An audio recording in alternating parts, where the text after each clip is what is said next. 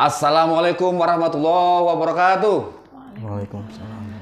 Salam seni budaya Indonesia. Horas, majua-jua, enjua-jua, ahoy, yahobu, oi di sana. Salam pehaba, kulo nuwun. Pemirsa, bertemu lagi dengan kami dalam rubrik Mimbar Budaya, kanal Mimbar TV, koran Mimbar Umum. Semoga kita semua dalam keadaan sehat walafiat dan lancar menjalankan aktivitas sehari-hari. Amin ya rabbal alamin. Ya pemirsa, kali ini kita akan masuki edisi ke-53 dalam siaran Sinair atau podcast Mimbar Budaya Mimbar TV ini. Kali ini kita akan membawakan topik berkenaan dengan sastra anak.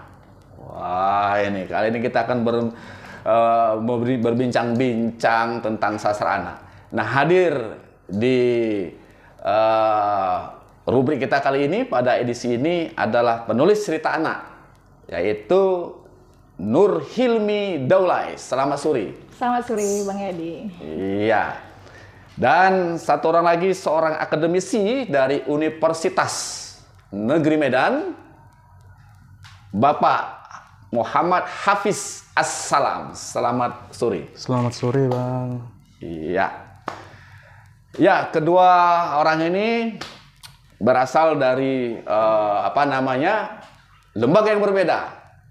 Hilmi sehari-hari menjadi guru di SD Negeri 067 067 245. 245. Wah, kalau bahasa Indonesia kita kata kosong tidak ada nih. Iya. Yang ada 0, ya kan? 067 245. 067 245. Wah, nanti bisa dikritik sama teman-teman balai bahasa ini. Ya, Nur Hilmi ini juga seorang guru penggerak ya. Ya. Tahun lalu dan tahun inilah begitu ya. Angkatan 5. Angkatan kelima gitu. Nah, sementara beliau ini alumni dari Universitas Negeri Medan. Bahasa Inggris. Inggris. Oh, bahasa Inggris. Bahasa Inggris. Iya, sastra Inggris. Wah, ini luar biasa nih. Dan Apis adalah alumni dari UGM. Universitas Gajah Mada. Ya. S1 dan S1-nya di UNS 11 Maret. Universitas Ya. 11 Maret. 11 Maretnya. Oke. UNS Solo. Solo ya. Ya. Oh, Universitas Negeri 11 Maret ya. Iya, tulisannya singkatannya UNS, tapi kepanjangannya memang Universitas 11 Maret begitu. Universitas 11 Maret. Jadi ada yang unik memang sebenarnya UNS ini. Wah, Ya, ini UNS tapi kepanjangannya Universitas 11 Maret. 11 Maret. N-nya mungkin universitas ya. Universitas itu ya. Wah, ini beruntung jumpa Hafiz nih dari alumni UNS Surakarta Solo. Karena bersamaan kita juga sebagai praktisi mengajar di UNS Solo tahun ini. Ya, alhamdulillah. Dan S2 di Gajah Mada. Gajah Mada. Ya. Gajah Mada di program studi Ilmu Sastra. Ilmu Sastra ya. Wah. Nah, jadi pemirsa, ini memang orang-orang yang berkompeten lah yang kita hadirkan di acara edisi kita pada kali ini. Nah, kita akan bincang dulu dengan Ibu Nur Hilmi Daulay. Saya panggil Ibu atau adik nih. Adik. Karena beliau ini juga adik angkatan saya ya di PES kampus ya, di kreatif IKIP dan Unimed lah gitu. Nah, kita mau tahu lah nih bagaimana latar belakang Hilmi ya, karena belum lama ini Hilmi memperoleh kita sebut pemenang gitu ya dalam sayembara atau lomba menulis cerita anak yang diselenggarakan oleh Balai Bahasa Provinsi Sumatera Utara ya tahun ini ya barusan ya. Itu ada beberapa orang yang meraih yang terbaik. 10 orang ya. Nah, 10 orang dari seluruh wilayah Sumatera Utara ya, dari kabupaten kota.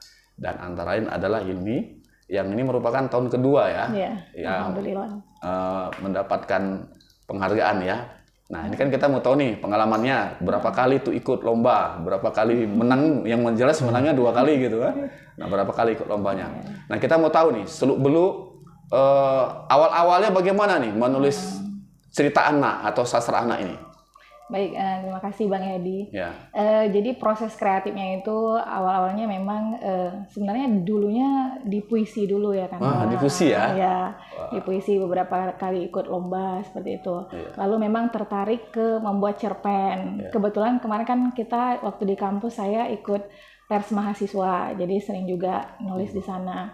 Nah, kemudian mungkin karena memang profesi saya sebagai guru dan sehari-hari juga melihat anak didik, saya ingin membuat sebuah tulisan bagaimana tulisan itu bisa mempengaruhi karakter mereka gitu. Jadi saya mikirnya apa ya kontribusi saya nanti misalnya untuk saya memiliki kemampuan apa. Saya kebetulan saya suka menulis gitu kan.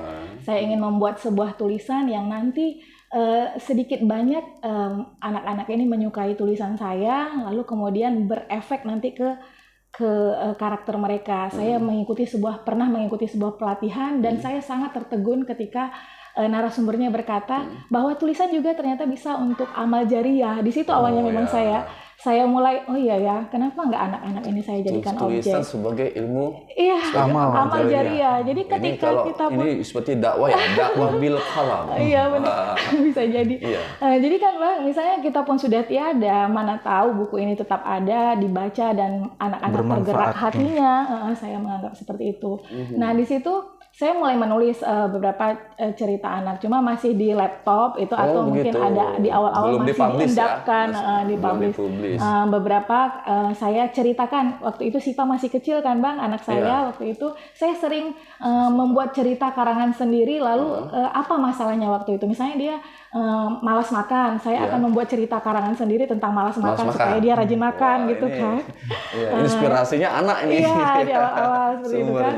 Lalu kemudian waktu itu saya melihat ada lomba dari Balai Bahasa kan tentang cerita anak ini.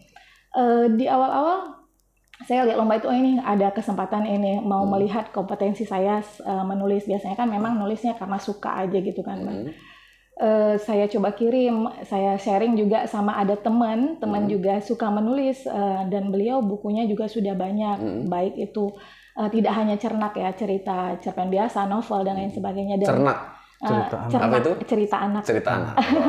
Cernak. Dan tulisan beliau itu namanya Siti Fatimah Zaluku sudah difilmkan di FTV gitu kan. Jadi saya sering sharing. Tahun pertama 2017 atau 2018 saya lupa. Kami masih kalah gitu ya. Karena memang ternyata cerita anak ini sulit gitu. Nah, itu dia. Di manalah kesulitannya itu? Kita harus menyelam ke dunia anak. Itu yang memang saya masih sangat kurang di situ kan, Bang. Artinya kosakata ini memang harus keterbacaannya memang sesuai dengan anak-anak. Dan mungkin di situ di awal-awal tulisan kami itu belum memenuhi syarat itu gitu kan. Kami terus berproses. Ada tahun keberapa saya waktu itu memang mundur gitu kan. 2 tahun saya ikut berturut-turut, tahun ketiga saya mundur, saya nggak ikut. Saya di situ berpikir saya kalau mau ikut lagi saya harus membuat tulisan yang terbaik ini gitu. Syukur-syukur kalau bisa dilirik, benar-benar harus dilirik ini sama Dewan Juri gitu. Jadi waktu itu saya hubungin pemenang yang sebelumnya memang udah nekat, udah niat gitu kan. Gimana Dek tulisannya gitu kan, kebetulan ada ngobrol di Facebook juga kan. Dikasih kan, saya lihat oh seperti ini loh tulisan anak yang baik. Itu bagian dari proses dia gitu. Mau pula dia sharing ya? Iya mau sharing, pemenang tahun sebelumnya. Kan memang nggak boleh lagi ikut tahun berikutnya juga ya kan. Ramah juga itu. Dan alhamdulillah mau bersedia dengan sangat baik gitu kan sharing itu. Oh begitu, kalau sudah ikut menang nggak boleh? Iya, untuk kategori yang di awal sampai tahun 2021 kan satu bahasa. Itu tidak boleh lagi ikut. Lalu tahun 2022 lanjut 2023 kan sudah di bahasa itu boleh lagi. Makanya saya ikut yang kedua kali gitu kan Bang. Lalu ketika sharing-sharing itu alhamdulillah kami ikut lagi. Saya kira tulisan saya sudah cukup matang di situ kan Bang.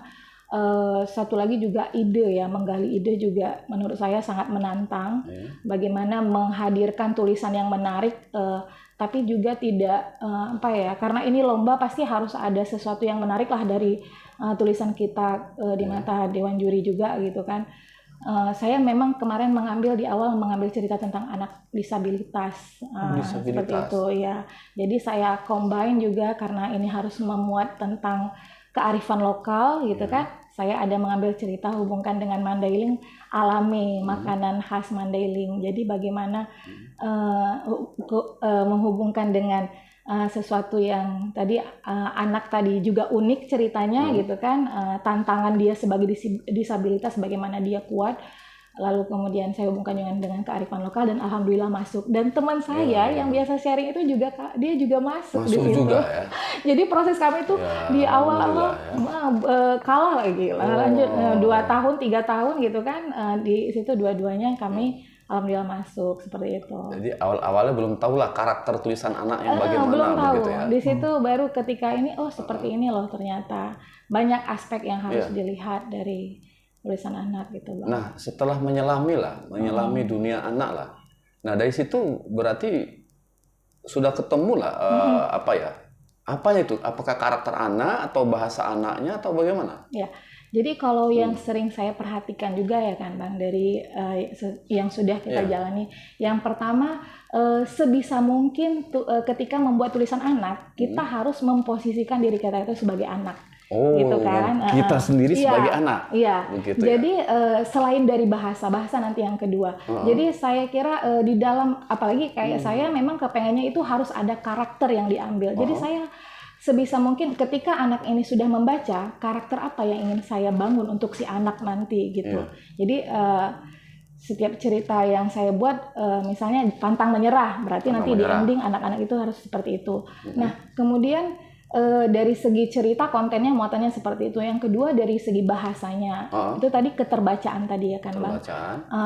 Jadi di sini saya punya editornya itu ya anak saya gitu, Siva. Jadi cerita itu akan saya suruh dia membaca, Kak, baca dong. Sudah pandai pula dia membaca ya? Iya, dan kelas waktu itu sekarang? Kelas 5 kelas memang 5 ya, udah bisa. Dia membaca. Iya, jadi baca, Kak, coba ini. Mas, Siva nggak ngerti ini apa artinya gitu. Di cerita yang kedua ada kosakata yang dia nggak paham. Jadi seperti itu di yang pertama juga seperti itu. Jadi saya akan mencari kosakata lain yang lebih mudah gitu kan. Kemudian kalau kalimatnya terlalu panjang juga itu harus dipendekkan gitu kan. Paragraf juga saya perhatikan. Jadi misalnya satu paragraf itu kalau bisa hanya 3 kalimat atau 4 kalimat seperti itu. Kalau memang lebih panjang, buat aja lagi menjadi paragraf baru seperti itu. Baru ya. Itu yang kedua. Yang ketiga ringan tadi ya Bang. Ringan. Cerita itu ya namanya cerita anak ya. Kalau bisa memang hal-hal yang tidak terlalu jelimet ya gitu ya. Kalaupun kita masukkan sastra di dalamnya ya yang mungkin yang ringan. Untuk yang lebih tinggi mungkin bisa ke SMP. Kalau sekarang kan semenjana namanya. Kalau yang dilombakan di BBSU untuk tahun ini dan tahun sebelumnya, tahun inilah yang saya lihat itu B1, kategori bacanya B1, B2, B3. Itu kalau saya kemarin pilih B3 usianya 8 sampai 10 tahun target pembacanya gitu. 8 sampai 10 tahun. Yang B1 berapa tahun? B1 8 sebentar saya boleh di ini saya lihat catatannya dulu ya Bang. Kalau B1 itu untuk 7 sampai 9 tahun. 7 sampai 9. B2? Oh maaf, B1 6 sampai 8 tahun. 6 sampai 8 tahun. Ya. B2-nya itu 7 sampai 9 tahun, B3 8 sampai 10 tahun. Oh gitu. Jadi kemarin cerita yang saya ambil B3. Di B3-nya gitu. Dan itu judulnya Manderes ya, Manaki. Kalau bahasa Mandelingnya Manaki. Jadi jadi tentang menyadap karet. Pekerjaan khas Mandailing gitu. Nah, yang terakhir itu ya, yang kemarin tuh judulnya itu yang Manderes. Nah, itu dari mana lah inspirasi ceritanya? Sementara kan Ilmi kan sudah lama tinggal di Medan. Nah, bagaimana nih? Iya, prosesnya ya Bang ya. Ya, jadi tantangannya juga di lomba Balai Bahasa kemarin, tema sudah ditentukan oleh Balai Bahasa. Jadi misalnya ada pekerjaan khas, kemudian ada makanan khas tidak masuk, tumbuhan khas, lalu tentang sains seperti itu. Jadi saya memilih di pekerjaan khas. Jadi salah satu pekerjaan khas dari Mandailing itu kan Manaki, Manderes. Sementara saya tinggal di Medan, jadi narasumbernya itu saya memang wawancara nih langsung sama orang tua saya. Orang tua ya? ya. Sama mertua saya gitu kan. Jadi mama lah gitu kan, sama memang ibu. orang sana gitu ya? Iya, dulunya tinggal di sana kan, kecilnya di sana, setelah menikah di Medan gitu kan. Saya ngobrol, Bu, gimana Mandieres itu? Mak, gimana ininya? Cobalah ceritakan, tolong gimana gini-gini gitu kan. Lalu saya juga searching di internet gitu kan, apa-apa saja, misalnya bahan-bahannya, bagaimana teknik mengambil getah itu dari kiri ke kanan dan ke bawah, agar cerita ini juga memang benar gitu ya, tidak sesuatu yang kita berikan bacaan kepada anak-anak tidak salah informasi juga seperti itu. Menurut saya sih materinya waktu itu tentang manakik ini sesuatu yang baru bagi anak-anak, mungkin tidak terbayang ya untuk anak-anak di Medan. Jadi sebisa mungkin di deskripsinya itu saya usahakan kuat gitu Bang. Jadi itu tadi saya butuh narasumber yang memang benar-benar tahu tentang manakik ini gitu. Dan beruntunglah narasumbernya berada di sekitar sendiri ya, sehingga tidak mesti observasi ke lokasi ya, dari Medan ke Tapanuli Selatan begitu ya. Wah, ini diuntungkan ya. Oke. Kesulitannya di mana ketika itu? Kesulitannya, saya kira kalau untuk saya pribadi, kesulitan paling menantang adalah menemukan ide cerita. Menemukan ide cerita justru pada bagian awal ya? Iya, menemukan ide cerita. Jadi ketika di tahun lalu, ketika perlombaan Dwi Bahasa ini ada gitu kan Bang, saya juga udah niat ikut. Bahasa nih, kebetulan saya bisa bahasa Mandailing gitu kan. Dan pemenang lomba sebelumnya boleh ikut karena kan Dwi Bahasa, berarti saya boleh ikut dong gitu kan. Saya kepengen gitu, saya tertantang juga gitu. Nah, waktu itu saya tidak menemukan ide cerita sampai deadline habis gitu. Ya udah belum dapat gitu kan, dan saya berniat coba lagi tahun ini gitu kan. Di situ, dan prosesnya juga ini tidak terlalu lama. Yang lama itu mencari ide ceritanya. Ide ceritanya yang lama ya. Itu tantangan pertama sih Bang. Tantangan keduanya penerjemahan. Ada beberapa kosakata yang bahasa Mandailing sudah hilang. Saya memang penutur bisa juga kan Bang. Cuma karena saya juga tinggal di Medan, banyak kosakata yang bercampur-campur bahasa Mandailing sama Indonesia. Jadi itu saya minta juga terjemahan di grup. Saya kan ada kita grup keluarga. Ini apa ya bahasa Mandailingnya ya. Jadi sibuk yang lain juga nerjemahkan. Sampai ada kata permadani, saya buat ambal. Bukan loh Kak, itu bukan ambal. Permadani ya tetap permadani gitu kan. Jadi sharing-sharing ada penerjemah dari adik-adik dan orang tua juga gitu Bang. Alhamdulillah lah. Iya, dibantu juga. Iya, dibantu. Untuk penyesuaian bahasa daerahnya ya. Wah, ini dia.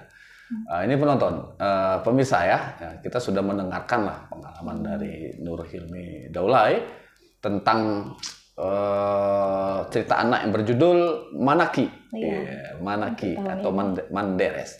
Nah, kali ini Mandieres nih di kawasan Mandailing ya, dengan menggunakan bahasa Mandailing, dan settingnya berarti di Kota Nopan, Mandailing Natal. Desanya Muara Siambak saya buat. Wah, dibuat setting sana tuh. Itu setting yang nyata atau bagaimana? Atau yang dulu tinggal situ? Itu opung saya tinggal di situ. Sehingga bisa diceritakan enak gitu ya. Jadi deskripsi rumahnya itu pun saya membayangkan di situ. Misalnya di depannya itu ketika dia berjalan mau Manaki, dia melihat ada gunung, memang ada Bang di depan, di rumah depan pun gunung, lalu sawah. Gunung apa ya? Saya juga lupa ya. Saya lupa Bang apa nama gunungnya. Lalu kemudian ada sungai, ada sungai kecil gitu kan, ada sawah gitu kan pemandangannya. Lalu settingan ketika dia bertanya kepada orang tuanya sedang menyusun kayu bakar soban kalau di sana ya. Di rumah yang ada kolongnya gitu. Jadi memang tinggi ya. Rumah panggung gitu kan Bang, dan memang realitanya seperti itu. Jadi mempermudah saya memang untuk penulisan seperti itu. Ini kalau Buru Daulay ya. Iya, benar. Saya pernah riset ke Padang Lawas itu. Kenal nggak dengan Opung Parmata Sapiha? Iya, tentang sering dongeng cerita itu. Buru Daulay gitu ya, harus berjumpa ke Raja Daulay ya. Di kawasan Mandailing juga itu ya. Bahasanya gitu. Oke, baik. Sekarang kita beralih ke Bang Hafiz dulu, ke Pak Hafiz ini. Tadi kan kita sudah mendengar ya bagaimana kesulitan-kesulitan lah ya Karena mungkin tidak semua orang yang bisa menulis sastra anak, gitu ya, sastra anak gitu. Kesulitan tadi sudah dijelaskan oleh Hilmi ya, antara mungkin di samping ide adalah mungkin harus masuk ke dalam jiwa anak. Kan orang tidak masuk ke jiwa anak gitu ya, ke karakter anaknya, sehingga gagallah orang untuk menuliskannya gitu. Sesungguhnya cerita anak ini yang bagaimana lah kalau kita lihat secara secara teoritis. Karena Apis kan mengampu mata kuliah kajian sastra anak. Bisa dijelaskan kepada kita? Ya, oke. Terima kasih Bang Yadi ya. Jadi sebenarnya sastra anak ini kan kalau kita didefinisikan gitu ya, itu bukan cerita yang berisi tokoh-tokohnya anak gitu. Tidak mutlak mesti, seperti itu. Tidak mutlak juga karya sastranya dikarang oleh anak-anak. Yang jelas sastra anak itu adalah sastra untuk anak. Ya, jadi sastra itu memang spesial, khusus ditujukan kepada anak. Makanya tadi Bu Hilmi tadi ya mengatakan bahwa bagaimana yang paling sulit dalam menghasilkan cerita anak itu adalah menyelami kehidupan anak. Beliau menjadi seorang anak gitu. Karena memang cerita itu diperuntukkan bagi seorang anak. Nah, perihal batasan umur ya tadi sempat disampaikan ya, B1, B2, B3. Nah, banyak ahli yang sebenarnya berbeda pendapat ya, termasuk klasifikasi B1, B2, B3, dan saya baca juga sampai C sebenarnya. Sampai C gitu Bu. Jadi B1 ya semenjana gitu.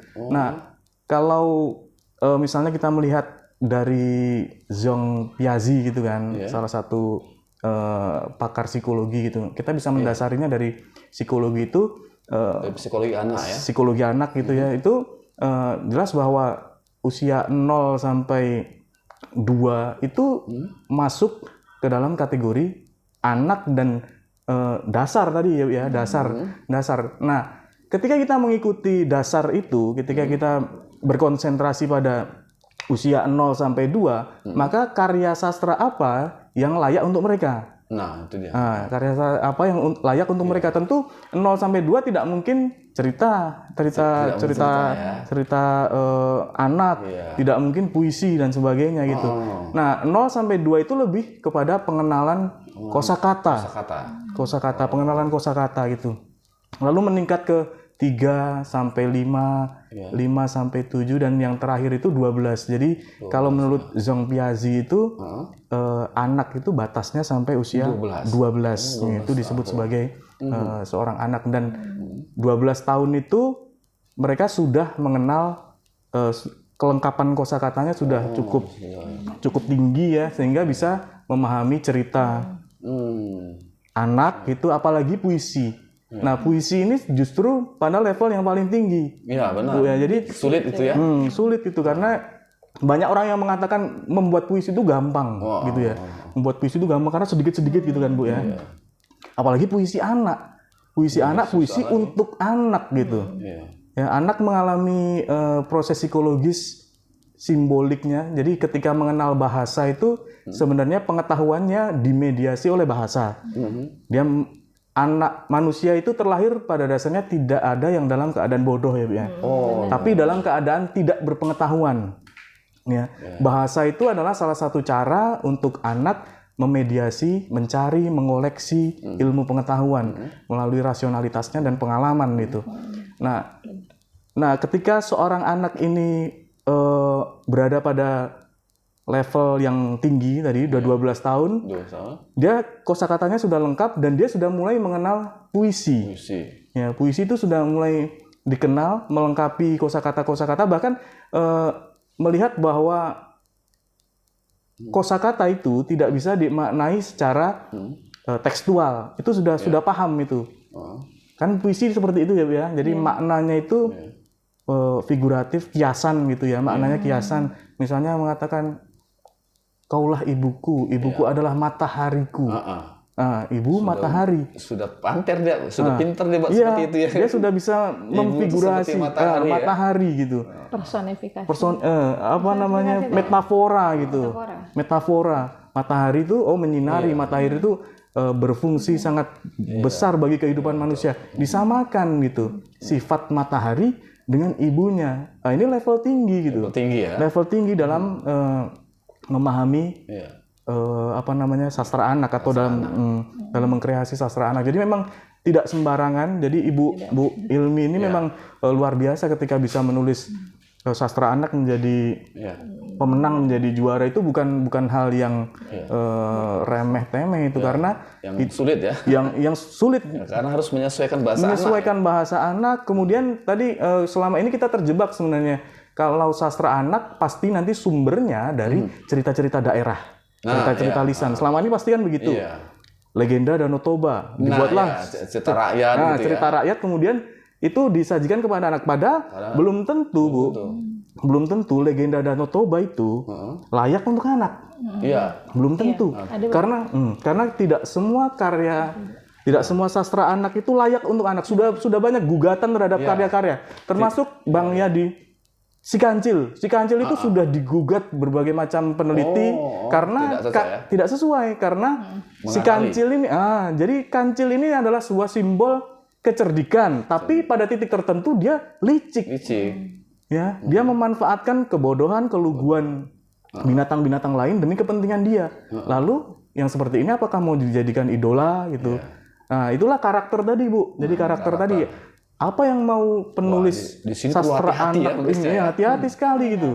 Hati-hati sekali gitu, karena karakter itu dari anak itu nanti akan terbawa sampai dia dewasa.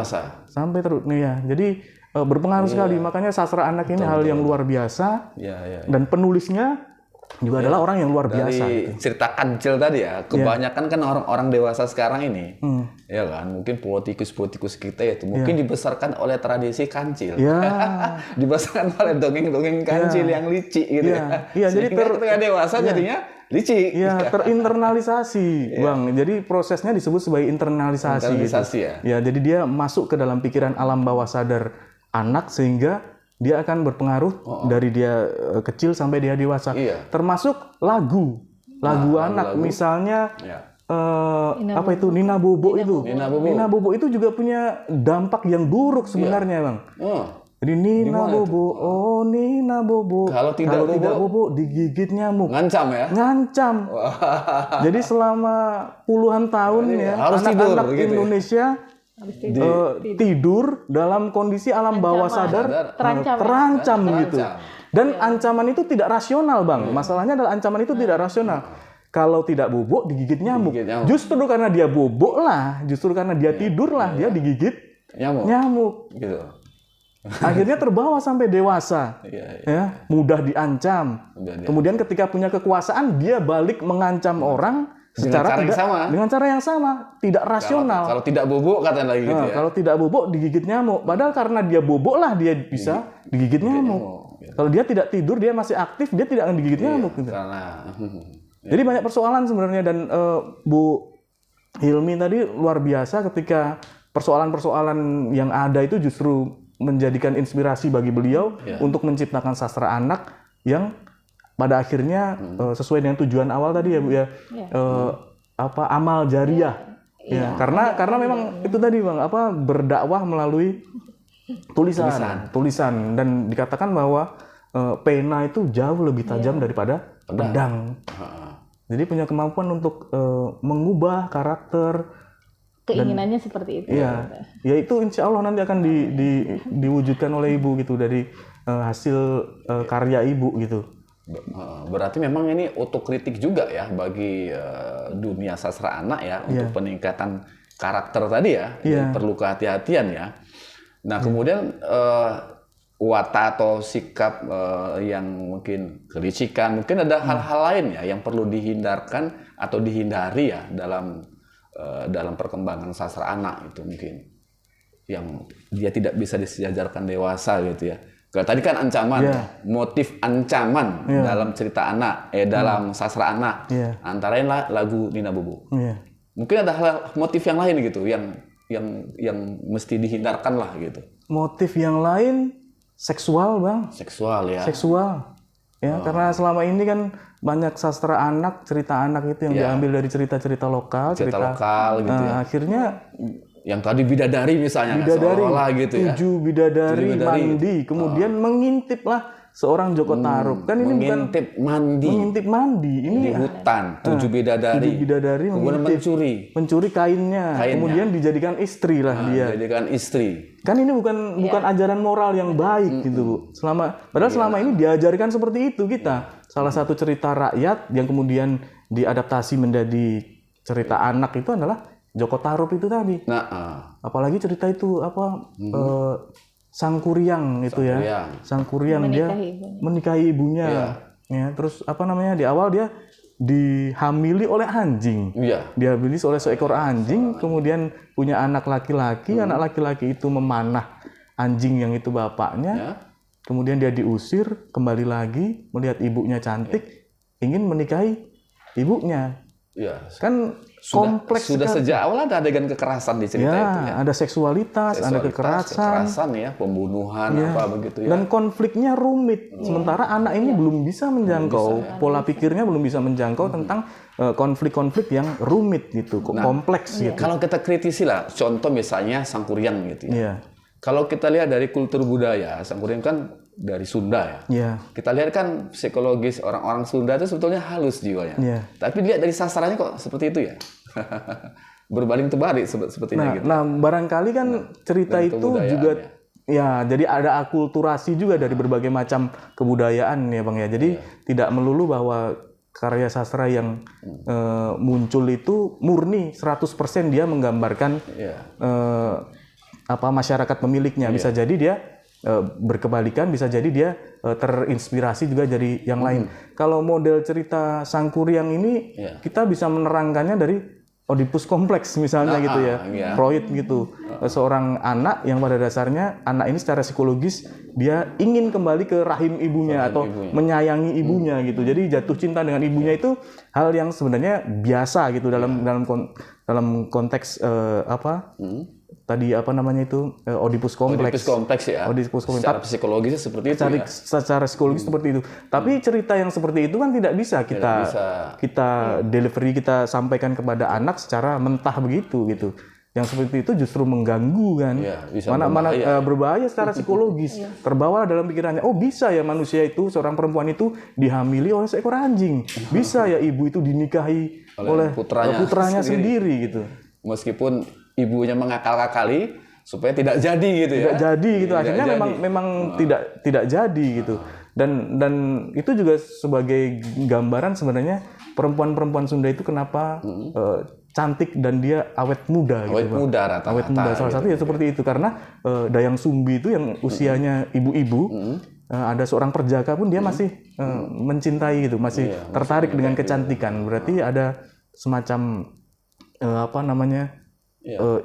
informasi atau inspirasi gitu yang kemudian ada di dalam kehidupan masyarakat Sunda gitu. Nah, tadi mengakali, kemudian kekerasan, kemudian seksualitas. Ada satu lagi ini mungkin yang ada juga di Sumatera Utara nih, motif-motif seolah-olah ini dari sastra anak, yaitu durhaka. Nah, itu bagaimana? Jadi kalau di Sumatera Utara ini kan Simardan ya Bang ya, salah satunya Simardan. Ya Danau Sampuraga, termasuk gitu Danau Toba itu juga aromanya aroma kutukan ya. Dan dikaitkan juga dengan di Padang Malin Kundang ya. Gitu. Jadi kutukan. Nah, sebenarnya secara teoritis gitu, karena tadi kita kembali bahwa karya sastra itu merupakan bagian dari cerminan masyarakat, meskipun tidak selalu sepenuhnya dia cerminan, kita bisa melihat sebenarnya ibu di dalam tataran budaya. Kalau Sampuraga itu di mana, Bu? Mandailing ya.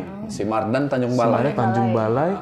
Dan itu tadi Malin Kundang, Minang itu punya motif anak durhaka dan sebenarnya dan motif kutukan, durhaka kemudian kutukan selalu di ketiga-tiganya itu memiliki kebudayaan yang berfokus kepada ibu atau budaya matrilineal gitu.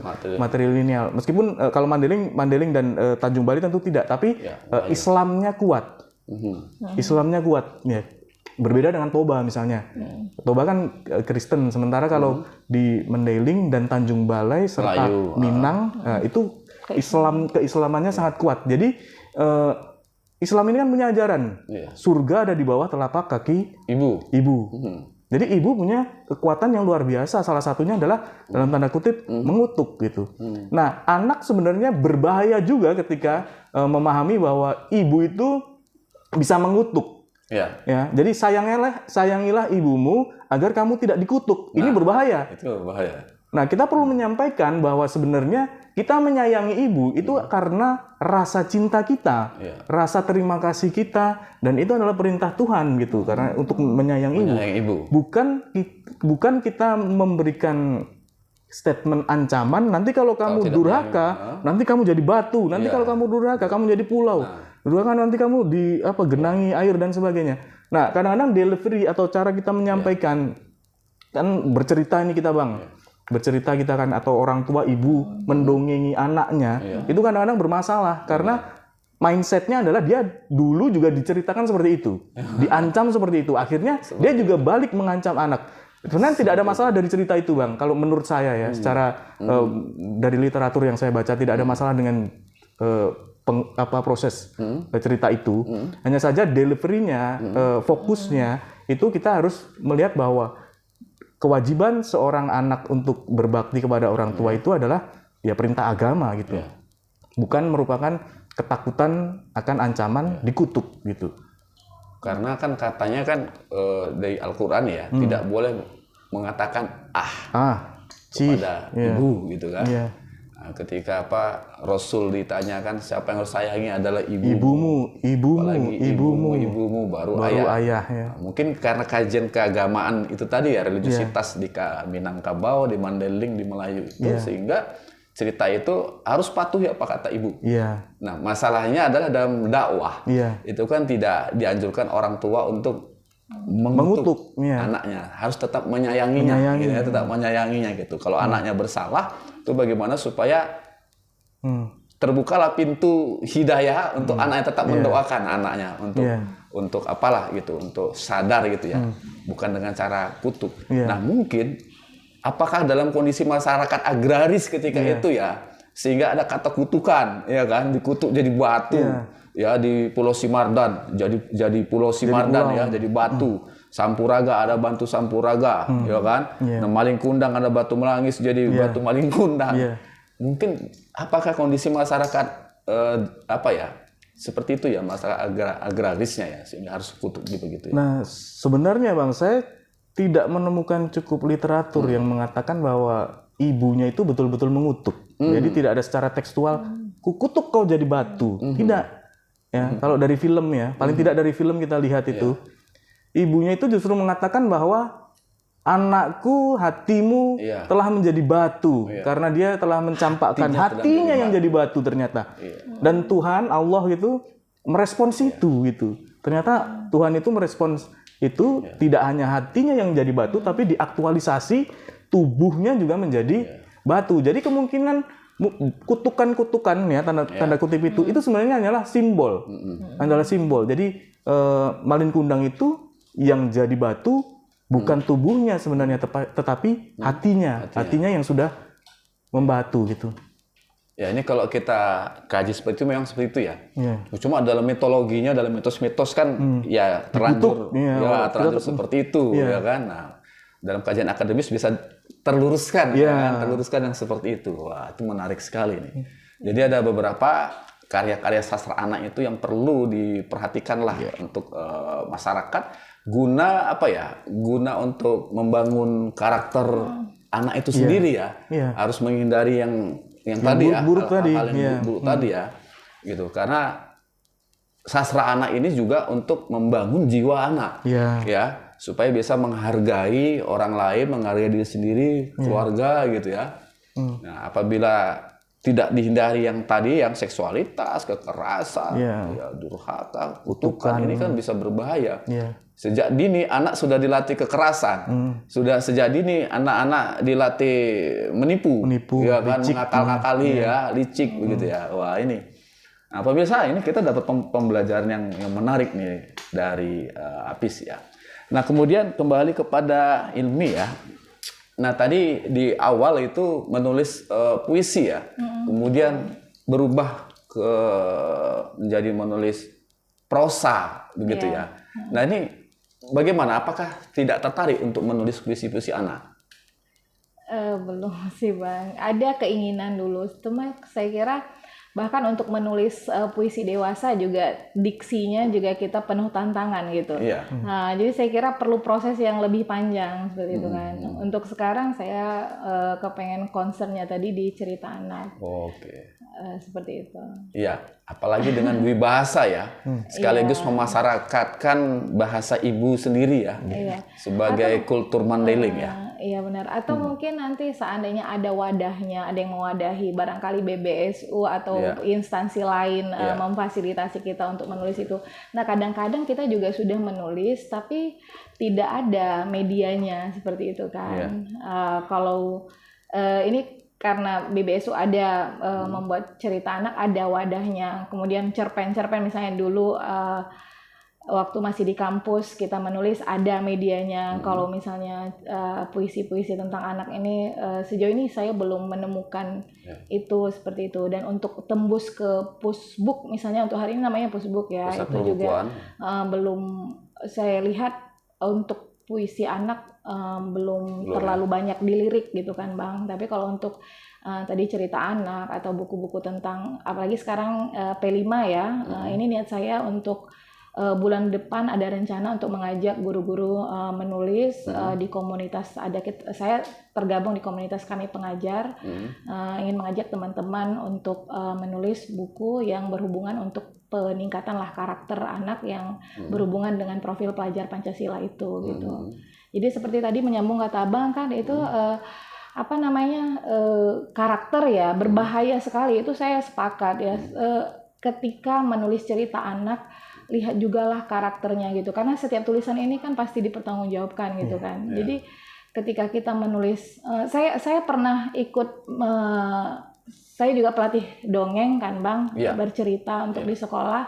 Satu kali saya ikut mendengarkan seorang anak bercerita, dan menurut saya itu bahasanya sangat tidak cocok untuk anak. Bawang merah, bawang putih, terus bahasanya tubuhnya sintal dan lain-lain. Dan itu ternyata tidak diedit oleh penulisnya. Saya kira penulis harus bertanggung jawab, penulis yang baik akan bertanggung jawab, benar-benar harus menyaring cerita-cerita untuk anak seperti itu. Dan kadang sayangnya belum semua buku menurut saya seperti itu, memenuhi itu. Jadi seandainya bisa gitu, saya ingin menjadi salah satu yang benar-benar menghasilkan tulisan yang benar-benar saya ingin saring, tidak terlepaslah bahasa-bahasa yang memang tidak pantas gitu untuk anak. Kadang-kadang ada memang seperti cerita tadi, Oedipus kompleks ya, memang dia suka kepada ibunya gitu kan, lalu kemudian ada juga dia suka kepada lawan jenis misalnya, yang menurut saya agak vulgar, bukan hanya suka gitu kan, misalnya bahasa-bahasa yang tidak pantas. Saya kira kalaupun dalam menyampaikan baik secara lisan ataupun tertulis, ataupun ketika anak menceritakan kembali apa yang dia baca, kita orang dewasa harus benar-benar memilah itu gitu. Karena anak-anak memang kan polos, besok atau lusa dia mungkin akan menyampaikan hal yang sama kepada yang lain yang dia tidak tahu bahwa sebenarnya yang diucapkannya itu berbahaya. Seperti itu kira-kira. Oke, pemirsa, menarik sekali pembicaraan kita kali ini dalam topik sastra anak. Mungkin karena keterbatasan waktu kita ini, ya kan, kita sudah dibatasi, diberi tanda-tanda. Mungkin untuk closing statement, kita mulai dari Apis dulu. Oke, silakan. Jadi pada dasarnya sebelum closing statement bisa sambil dicicipi. Oh iya. Kita minum dulu. Bismillah.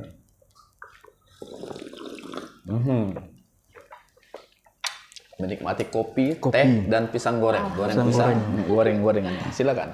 Ya, jadi menyambung sih sebenarnya, Bang. Jadi anak itu kan pada dasarnya adalah peniru yang ulung gitu ya. Jadi ketika mereka mendengarkan cerita, ketika mereka membaca cerita, maka mereka akan menganggap bahwa cerita itu betul-betul ada dan akan menirukan itu. Seolah-olah ada dan menirukan itu. Nah, intinya sebenarnya bagi penulis, juga bagi akademisi adalah memahami bahwa banyak cerita anak itu yang bermasalah gitu. Banyak cerita anak yang bermasalah. Kemudian yang terpenting lagi ketika kita hendak menulis sastra anak, pahami juga tentang ilmu psikologi anak. Psikologi anak. Jadi bukan semata-mata ketika seseorang itu sastrawan gitu, penulis gitu, terus dia bisa otomatis gitu menjadi penulis sastra anak tanpa memahami terlebih dahulu psikologi anak gitu. Jadi penting sekali kita belajar, bahkan meskipun bukan penulis sekalipun ya, meskipun karena kita pasti jadi orang tua bagi anak kita ya, apapun profesi kita. Jadi kita harus betul-betul memahami yang disebut sebagai psikologi anak. Psikologi anak karena psikologi anak ini akan nempel terus, Bang. Jadi ketika ada apapun informasi di kepalanya sampai tua, itu informasi itu akan terstigma terus bagi anak, terstigma terus. Termasuk itu tadi kelicikan dan sebagainya tadi. Barangkali anggota-anggota politisi lah ya, politisi itu bersikap licik karena ada internalisasi cerita itu semenjak kecil, atau tentang perang, konflik. Kan banyak ya cerita-cerita itu pasti mengandung unsur peperangan gitu, peperangan. Berperang gitu. Jadi sampai sekarang juga Indonesia, bangsa kita nggak maju-maju karena berkonflik, hanya bermasalah, hanya karena itu barangkali itu. Dan kita harus berani untuk mendobrak itu, Bang. Ya, pengarang-pengarang termasuk harus berani untuk mendobrak itu. Tidak harus cerita yang seperti itu kita pakai. Buang aja cerita itu. Apalagi Bu Guru kan, ketika mengajar yang nggak sesuai buang aja. Atau perlu diedit ya. Diedit, difilter. Ya, atau hadirkan cerita baru yang luar biasa seperti tadi tentang difabel. Itu luar biasa gitu. Anak bisa tumbuh karakternya untuk menyayangi difabel. Di dunia ini tidak hanya yang lengkap-lengkap aja ini. Ternyata ada yang berkebutuhan khusus misalnya, dan mereka harus menyayangi itu, harus menyayangi anak itu. Jadi kuncinya kita juga punya keberanian untuk mendobrak itu semua, Bang. Jadi berani ya, Bang. Saya rasa itu, Bang. Ya, selanjutnya Ilmi closing statement. Kita pakai pinjam bahasa Inggris karena pernah pakai bahasa Indonesia kata penutup, Bangnya tuh udah mati gitu. Kata-kata terakhir. Kata terakhir itu. Jadi udahlah, kembalikan aja closing statement. Baik, closing statement dari saya barangkali ketika melihat dunia anak-anak itu adalah dunia yang menarik menurut saya. Anak-anak itu kan adalah makhluk Tuhan yang polos, yang dunianya itu masih butuh polesan untuk menciptakan karakternya, akademiknya. Itu adalah bagian dari tanggung jawab kita sebagai orang tua. Saya kira dengan hadirnya sastra anak memang harus benar-benar menjadi tantangan untuk kita, bagaimana dengan sastra itu sendiri, tulisan itu sendiri, akhirnya menciptakan bacaan yang menjadikan mereka, memoles mereka itu berkembang baik secara karakternya, baik juga secara akademisnya, juga agar mereka lebih kuat, lebih hebat gitu ya di masa yang akan datang. Itu aja sih, Bang. Wah, terima kasih. Ini kalimat yang mutiara semua nih. Ya, pemirsa, demikian ya perbincangan kita tentang sastra anak pada kali ini. Kita ucapkan terima kasih pada Hafiz Al-Salam dan Nur Hilmi Daulay yang setelah mengisi ruang perbincangan kita. Terima kasih juga kepada pemirsa dimanapun Anda berada yang terus menyaksikan dan menyimak kanal Mimbar TV kita ini. Wah, selaku kerabat kerja, kami mengucapkan terima kasih Pemimpin Umum Bapak Muhammad Hasbi Al-Fauz Lubis, penanggung jawab Bapak Jalaluddin, pemimpin redaksi Bapak Ngatirin, teknisi Jaim Jaki Sanjaya dan Rizky, dan saya sendiri selaku pembawa acara Suyadi San mengucapkan terima kasih atas perhatian kita semua. Tetap sehat. Salam seni budaya Indonesia. Ahoy, horas, majua-jua, anjua-jua, yahobu, oi di sana. Salam peaba, kulonun. Assalamualaikum warahmatullahi wabarakatuh.